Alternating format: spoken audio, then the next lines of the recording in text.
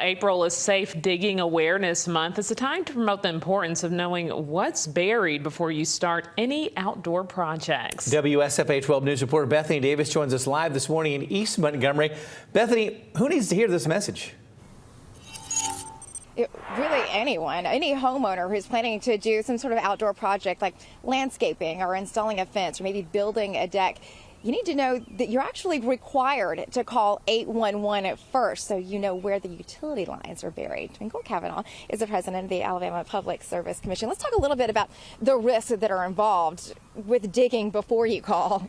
Well, there is severe risk, not just in damages to lines of utilities throughout our state, but over the last 20 years, we have seen 400 deaths from people who have not called 811. This was put in as a non-for-profit to actually help the citizens of Alabama to prevent injuries and also damages. There have been over 2,000 injuries over the last 20 years. When you hit power or you hit a gas line, there can be serious repercussions. And so it is so simple. It's a non-for-profit. It's put there for the citizens of our state.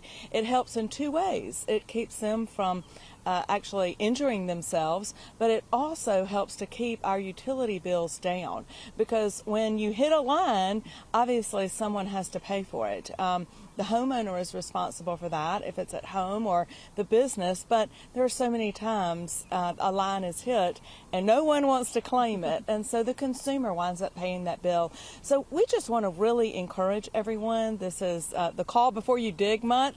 811. Call 811 before you dig. It is a very simple process. It takes 2 working days, and they'll come out and mark your yard, and it goes away after a rain or you cut your grass, so it's not there forever. But they mark the power lines, the water lines, the gas lines, and the communication lines, and therefore you won't hit them. But I just really want to encourage everyone.